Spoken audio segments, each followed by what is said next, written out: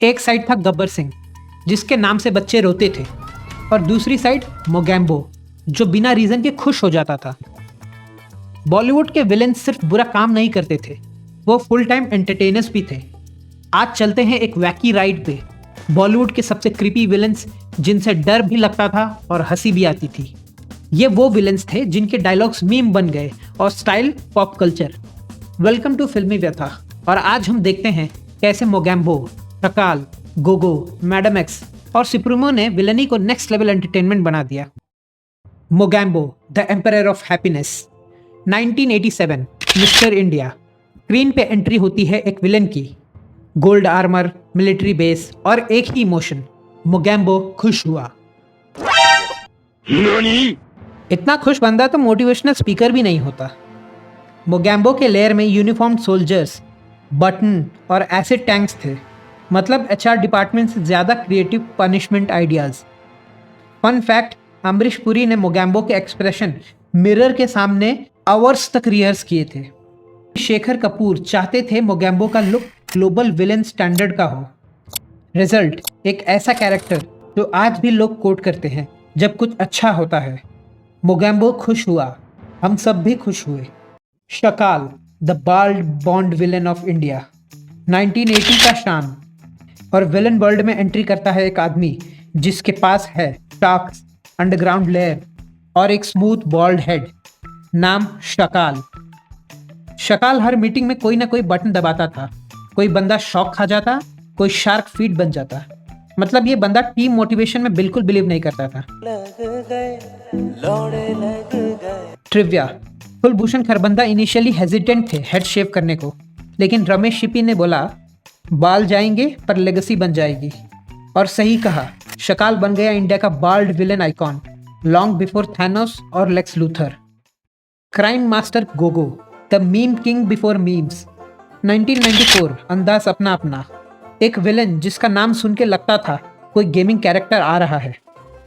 Crime master Gogo आंखें निकालकर गोटियां खेलता था पर हार्ट सबका जीत लेता था। गोगो का style half magician half stand up comedian, और इसके डायलॉग्स आज भी मीम टेम्पलेट्स के डीएनए में बस गए हैं। फन फैक्ट, कहते हैं सेट पे शक्ति कपूर अपने डायलॉग्स इम्प्रोवाइज करते थे, मतलब बंदा रियल में विलन था पर रियल लाइफ में comedic genius. Madam x, the glamorous queen of evil. अब बात करते हैं बॉलीवुड के सबसे फैशनेबल विलन की। मैडम एक्स, रेखा ने 1989 के इस फिल्म में विलेनी को डिस्को के साथ मिला दिया। Silver outfits, sharp dialogue delivery और एक ही एक्सप्रेशन, मैं इविल हूँ बट फैबुलस भी। उनका लेयर लगता था जैसे विलन नहीं, फैशन शो रिहर्सल हॉल है। ट्रिविया, रेखा ने मैडम एक्स के कॉस्ट्यूम पर्सनली डिजाइन किए थे। मेकअप और विग्स के लिए 3 अलग अलग स्टाइलिस्ट रखे थे।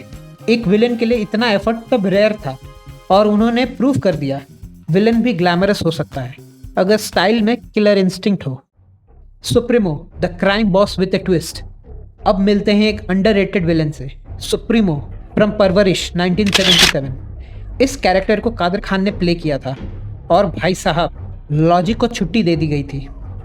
सुप्रीमो एक इंटरनेशनल स्मगलर था जो डिस्गाइज में मास्टर था, गैजेट्स यूज करता था और हर सीन में लगता था जैसे बॉलीवुड का बॉन्ड विलन ऑडिशन चल रहा हो। कादर खान ने सुप्रीमो को क्लासी, इंटेलिजेंट और अनप्रेडिक्टेबल बनाया। एक ऐसा विलन जिसको आप ना पूरी तरह हेट कर सकते हो ना इग्नोर।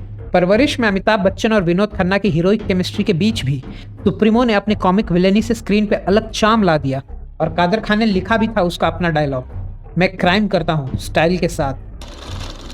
सुप्रीमो था एक ऐसा विलन जिसके पास था ब्रेन भी, स्वैग भी और इम्पोर्टेंट एक्सेंट भी। तो ये थे बॉलीवुड के सबसे वैकी विलन, जिन्हें देखकर हम समझ गए कि विलन होना सिर्फ बुरा होने का काम नहीं, कभी कभी स्टाइलिश और हिलेरियस होने का भी होता है।